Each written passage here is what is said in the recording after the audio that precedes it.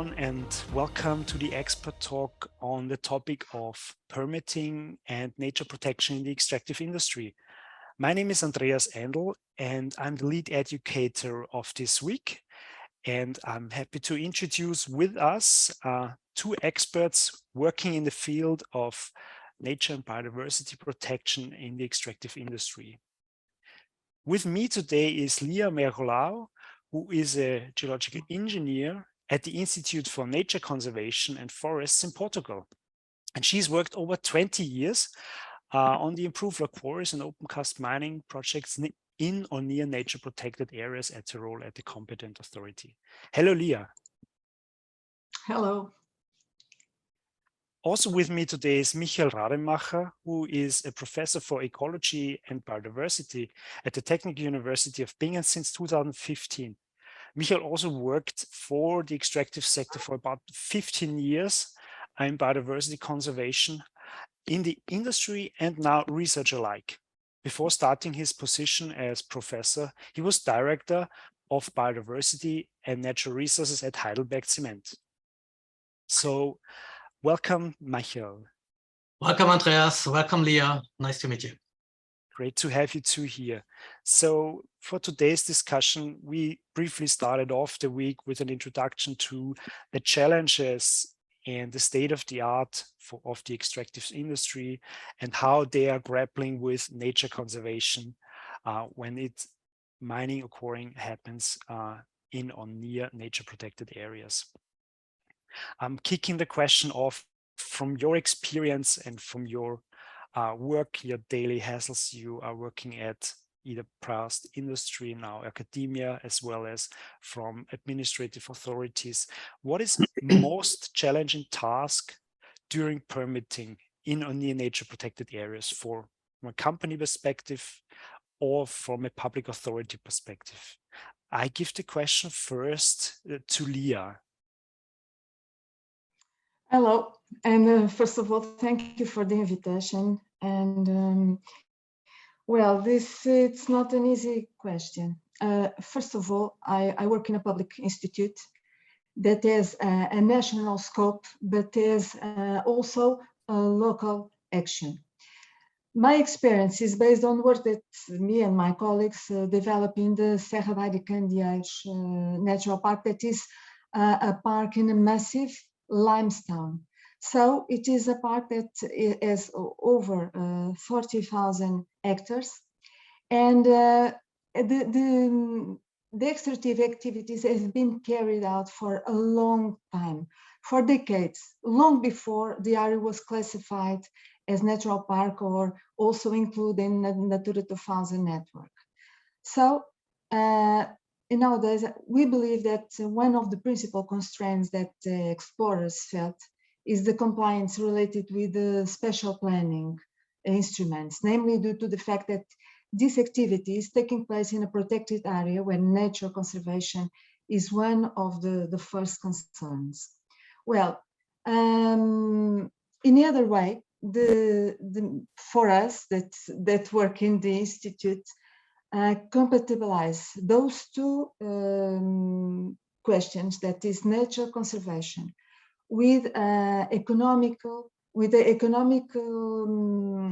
extractive is not easy, because most of the people from the society does not understand quite well why we allowed that quarries open and exist in a natural park. So for both of us, for the explorers and for us, it's not easy, these compliance activities. So we have found in the dialogue between us the way to get a resolution for this problem. So what we do was try to get from legislation the way out for resolving these problems and those challenges. The specific legislation that is applied in the natural park has been almost over these years, almost innovated, and this innovation related to the national legislation, from the Portuguese legislation. We are almost 10 years in front from the national legislation. And our legislation is through a management plan. And in this management plan, results from the dialogue with representatives of local authorities, civil society, through universities and NGOs and the economic sectors. And through that dialogue, it was possible to develop an instrument for planning territory and regulating economy activity, which made possible to reduce situations of potential conflict. So thank you, Lia. we try with this. Okay. I want to also give it was quite elaborate already. So you mentioned several things, special planning instruments that are ahead of specific national legislation on nature conservation in your particular case, where the dedication towards a protected area actually happened after the extractive activities have already taken place for some time. I'll come back to that later on the changes and how these management plans actually unfold in your case. That's a very interesting question.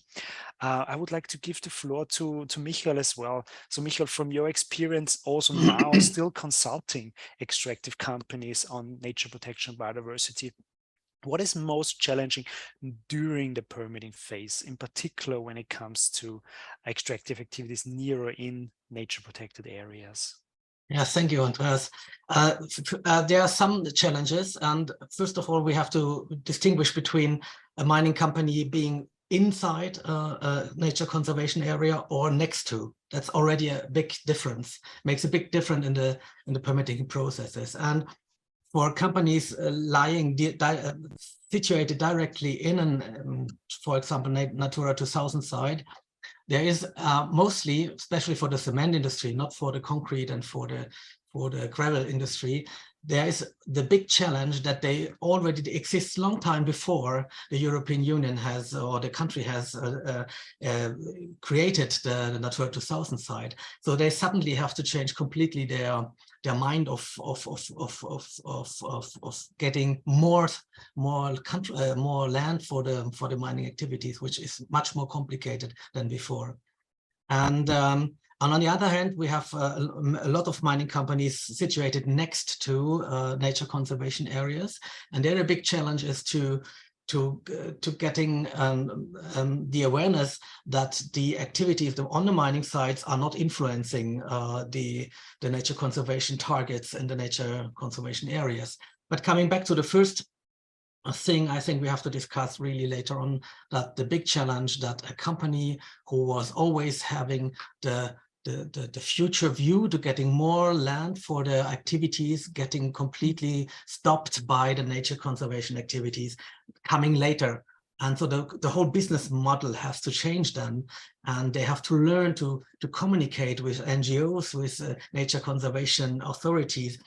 And maybe later on, I would like to talk about how these two parties, the nature conservation people on one side and on the other side, the mining industry, are communicating to each other. Because one of my biggest challenges very often, they can't understand each other.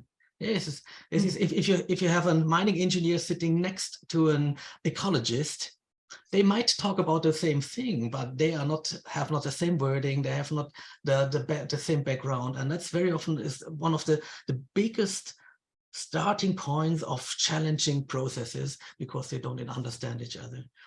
And maybe later on we have time to discuss that. So distinguish, please, being inside or next to a nature conservation area. That's already makes a big difference for the mining industry. Mm-hmm. Thank you, Michael. I briefly want to talk on that issue. You mentioned briefly, Lia, on how to best actually assess whether mining or extractive sector company is able to identify in the permitting phase the potential biodiversity impacts it has, and how to best formulate into an assessment process.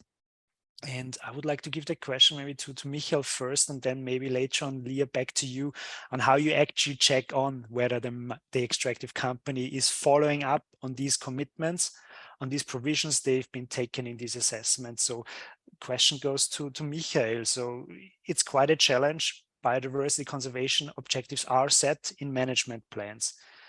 Extractive companies, let's call it near these areas, need to adhere to these. How do you best consult companies to assess these impacts, and in what kind of form is this being done? So my first thing I always say, you need of both sides well-educated experts to discuss these things. It's not something you can do. Very often plant managers, they are engineers and they have to do it as a side event, the whole assessment process.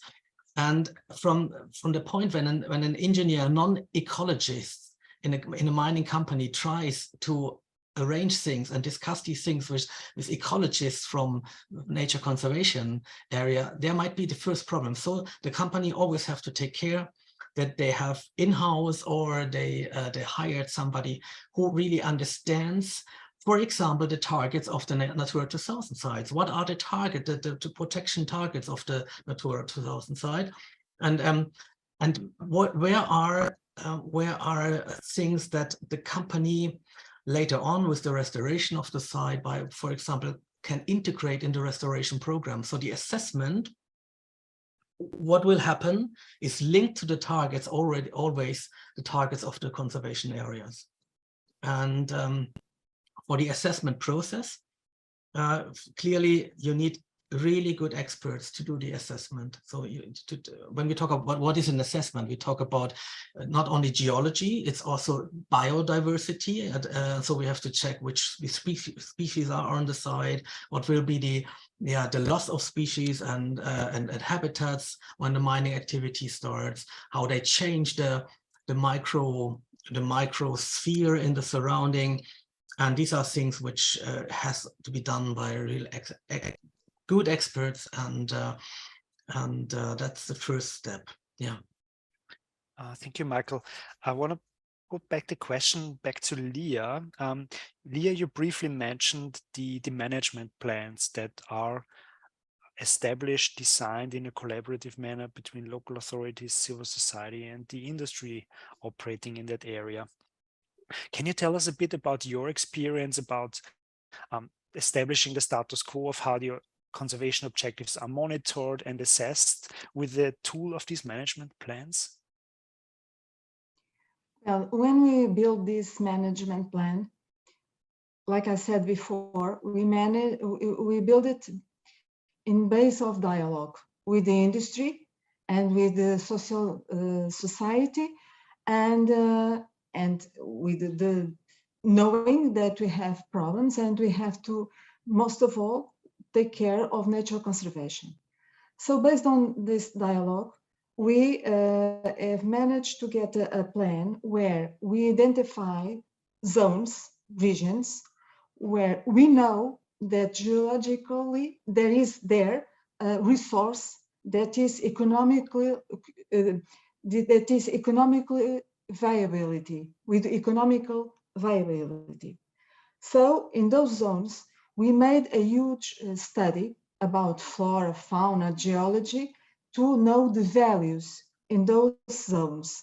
And when we put those layers all together, we find out where are the zones where it is able to open or amplify quarries, okay, first of all.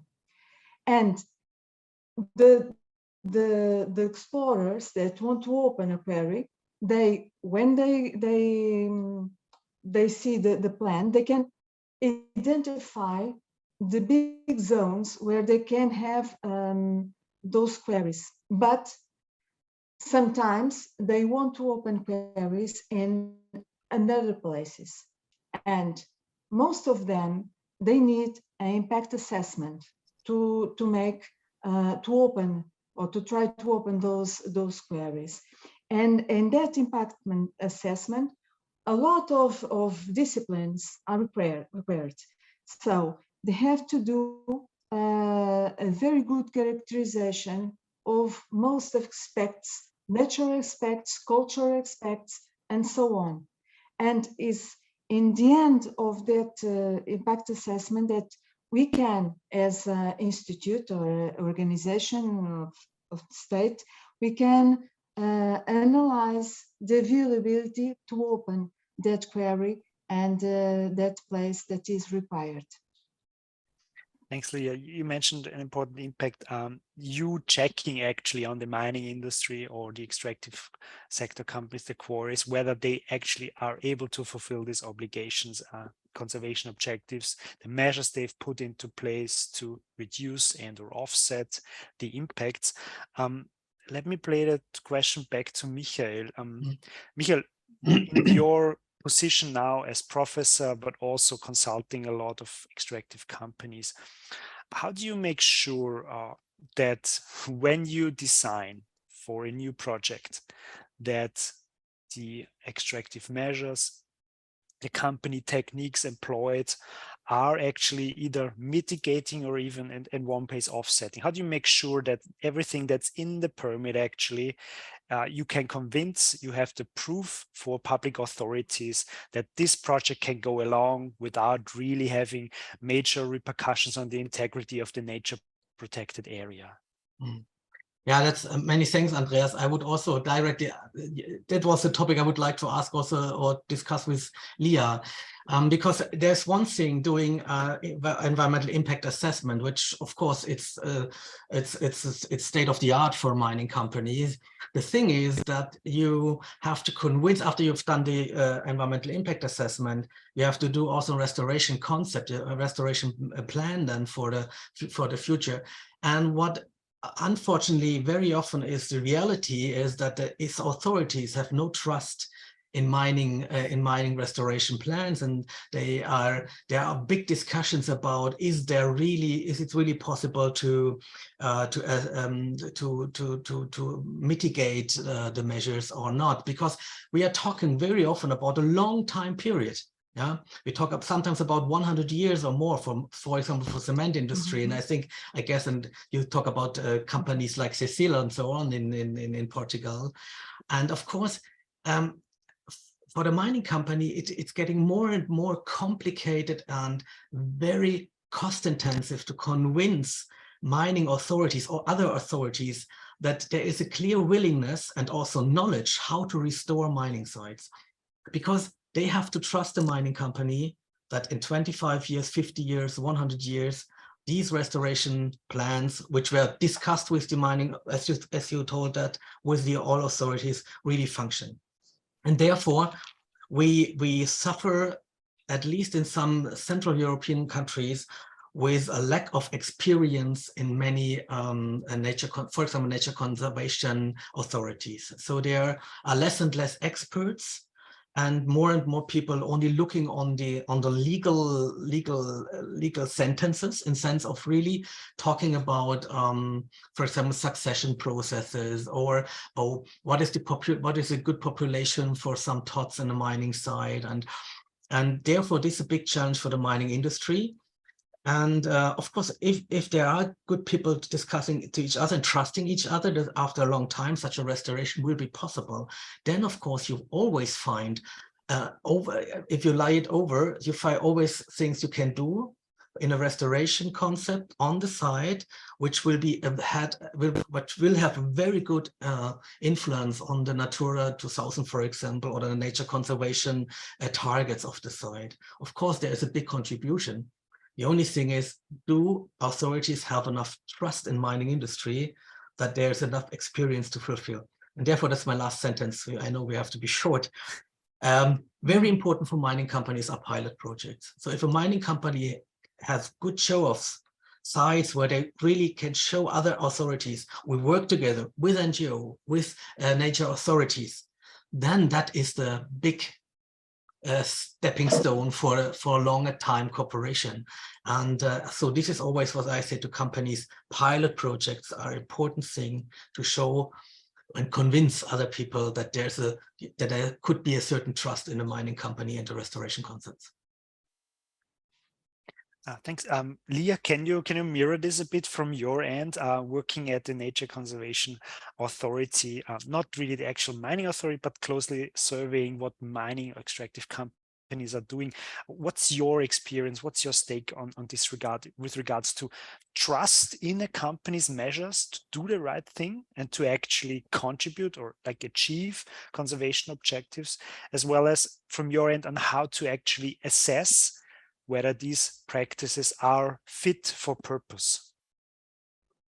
Okay, well, in the beginning, I think, and about the pilot projects, ourselves made pilot projects in the nature conservation, in our nature park. When the nature park was classified, there was a lot of quarries that was not legal. So my colleagues went to the field and tried to convince the explorers that was important to have a legal exploration. And not only that, but we also have a lot of places where there are people that were exploited, but because the ground, the stone was not so good, they abandoned the place completely in chaos. So what we have done with European funds, we pick up and ourselves made the restoration and rehabilitation of those places. With those rehabilitation and restorations, we made examples for the explorators. So we gave the example for how we can manage to do it with not expending much money.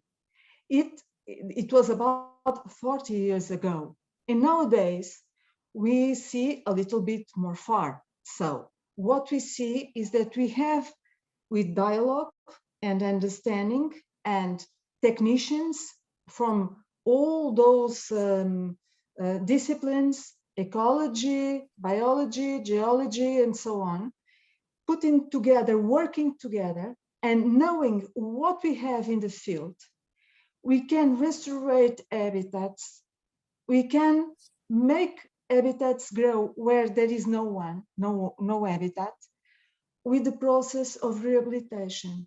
We defend that what we would like very much to see is, in one end, the exploration of the stone, and the other end, the rehabilitation of the space. Doing at the same time, if it is possible, is the best way to get trust and to know that what we are doing or what the company is doing well, is going in a good way, or we have to change a little bit the project. We believe that is always working together with the companies, and we do surveillance with our technicians, with our rangers. So we go often to the field, and we often visit those companies and those explorations and talk with them closely. It's possible to get trust in each other.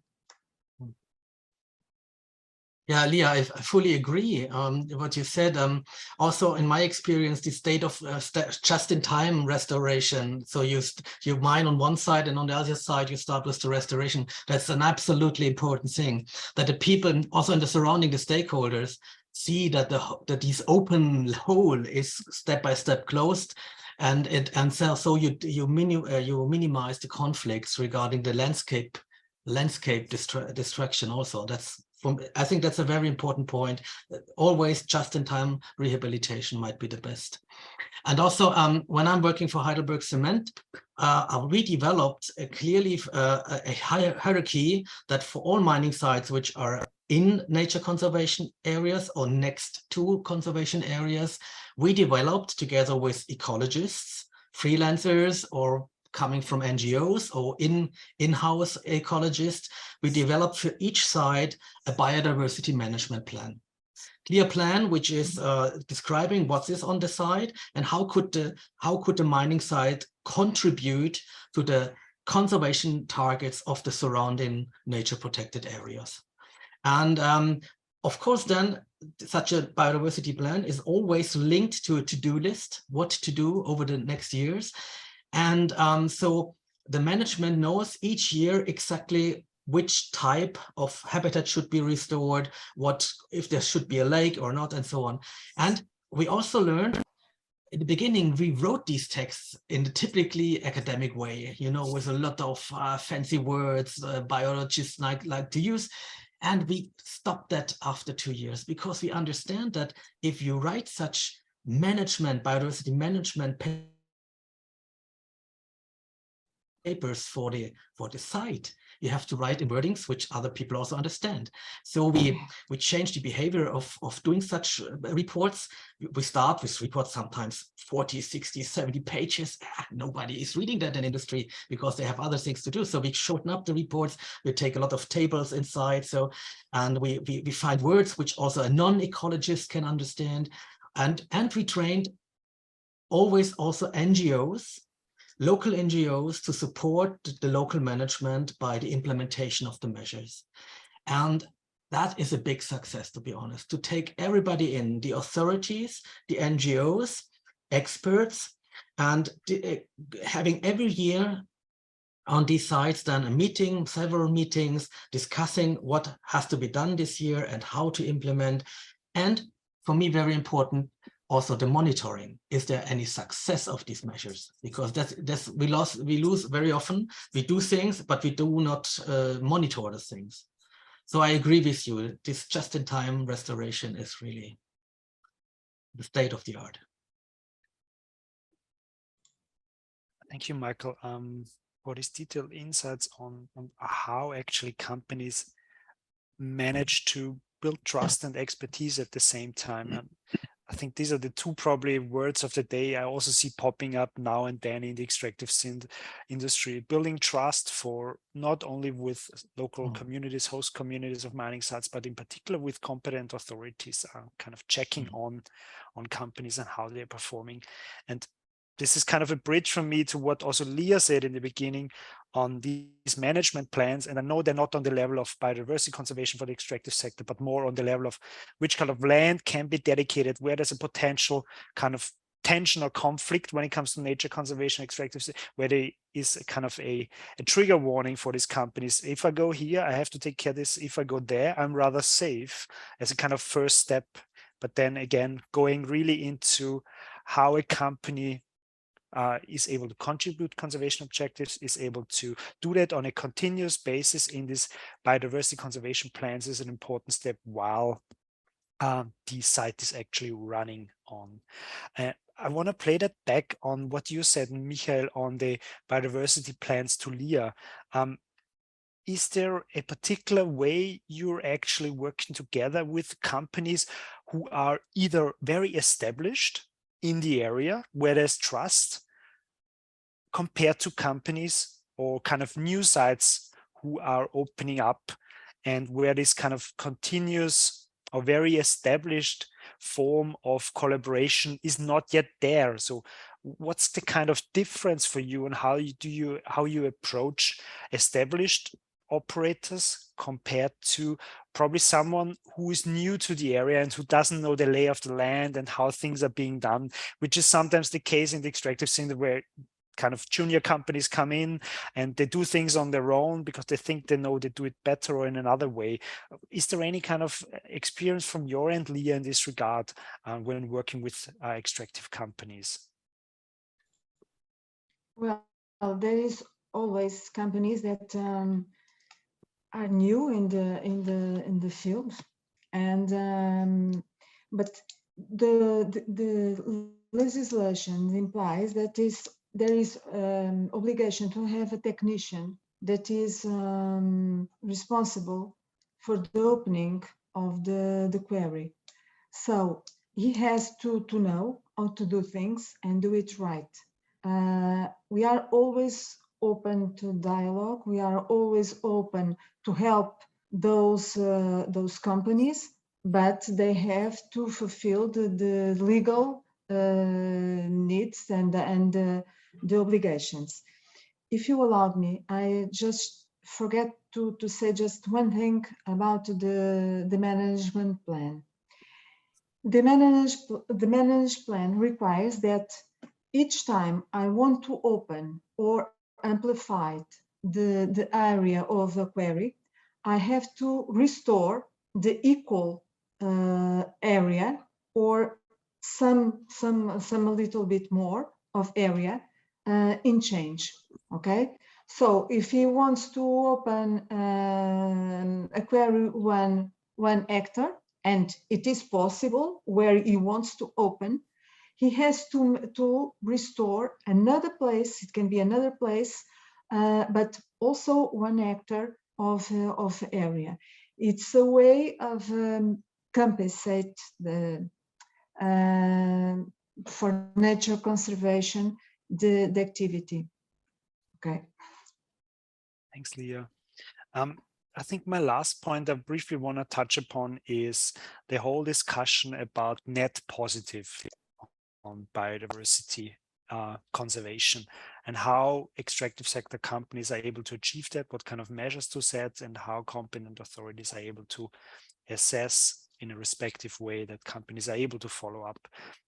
This is the case because the European Commission this summer adopted a new a law on nature restoration that should actually ramp up on biodiversity and conservation targets in nature protected areas to kind of tackle this major challenge of what we are currently facing of not mass extinction, but extinction of important pollinators, of important plant species in Europe that are the basis for our economic endeavors.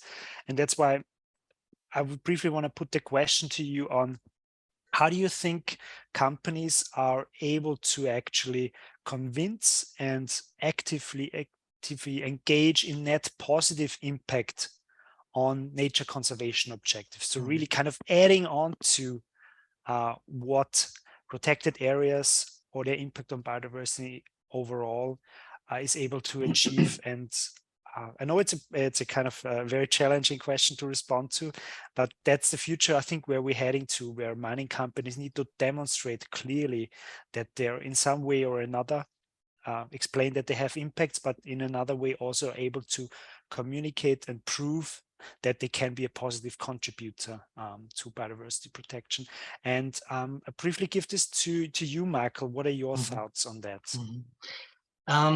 A mining site in Middle Europe, a normal cultural landscape of Middle Europe, with an ecological restoration concept, has a positive, net positive impact on biodiversity in Middle Europe. There are many scientific researchers which clearly show that. If the target is an ecological restoration, very important, not an agricultural restoration, not a forest restoration, ecological restoration, there is a net positive impact. And that's also something which makes it so important for the mining industry in Middle Europe to take care that with pilot projects and with scientific research, they can show that and prove it. There are only some areas, there are areas where mining activities could be very, very difficult. That's, for example, floodplain areas with these natural floodplain forest areas, fen or moors sites, which clearly there is no way to get a positive impact on nature. And also, if you go outside of Europe, mining activities in the tropical rainforest, for example, it's something which is very difficult to get a net positive impact, to be honest. If a company is working in such very sensitive areas, then of course, these mitigation measures, the measures or the compensation measures, so yet that you maybe buy another 100 hectares and doing something positive, that might then help. But here in Middle Europe, to be honest, nature conservation is very often very happy that there's a mining company doing an ecological restoration because it has mostly a net positive impact. Thank you, Michael. Putting the question to you, Lia, now, from your end, working actually in a nature protected area, in a nature conservation authority, how are you dealing with companies who need to promise that they are positively contributing to nature protection, biodiversity protection on the one hand, and on the other hand, the legislator puts a lot of kind of pressure on the authorities to implement now these higher demands on biodiversity protection via, for example, the new European Commission adopted nature restoration law. How are you dealing with these? I think mostly is by the example, as Michael said, showing that it is possible by rehabilitation to get new habitats, that we get nature conservation done. I think it's important. I think we have a long way in front of us, and I think each one of us has to make some effort, and meaning if we that work in nature conservation have to make the effort to understand and in a way support the economic activity, it's also important that the economic activity works to make its activity environmental sustainable, and not only by restoring or rehabilitation of the areas that they exploit, but also for encouraging the research in order to discover new mineral deposits and improve methods of their exploitation, minimizing the negative environmental impacts associated with this activity. For instance, finding technology solutions that with less need of working the rock. For instance, if you have a limestone quarry, and you in some cases there are a lot of waste. If you find ways of doing better, getting less waste, it will benefit the nature conservation. I think that is always by the example that we can go along and we can convince the legislators, the politicians, the public that it is possible to work. It is possible to have this activity and also take care of nature. I think it's always by the examples, and technologically try to develop new techniques. And for instance, in the beginning of the exploitation, when you show the plan for the quarry, when you made the exploitation, you have always in mind what that area is going to look like in the end. What will be our final goal for the rehabilitation? And that word rehabilitation must be always in our mind, all over the process. That's my opinion. I think it's the only way that we can have that activity in places, in sensitive places. Thanks a lot. I don't know if I explained. No, it's definitely an interesting insight and a comment on this last part. I would like to thank here you, Lia and Michael, for your time and for your valuable contributions to get our participants some real-life insights into what it means for extractive sector companies, consulting them and working on nature conservation plans and measures, and also public authorities to actually respond to these. Maybe as a common denominator for what we should take from this talk, from this experts discussion is three things: maybe proof, expertise, and collaboration. In that sense, with regards to having a common language, and the experts both on the public authority side as well as on the mining side understand both the matter of how extractive sector works, but also how nature conservation has its dealings and its workings. Proof of concept and pilot plans on how it's actually being done to make sure that it's visible and that there is a possibility that to mitigate as well as to offset impacts in this regard, and parallel rehabilitation is a very important lever on this regard. And the last part, putting things in a collaborative way, working together with the diverse actors in the area, be it nature conservation authorities, be it NGOs, civil society organizations, the municipality, and the competent authorities, in both ways to devise management plans, be it biodiversity or larger spatial management plans, to find out where are actually the major challenges for catching and meeting up on biodiversity conservation targets and objectives. And yeah, thank you very much to the two of you. It was a pleasure talking to you, and I hope we see each other now and then again in the physical world as well. Thank you, Lia. Thank you. Thank you, Michael. Thank you. Thank you very much. Bye-bye. Bye-bye.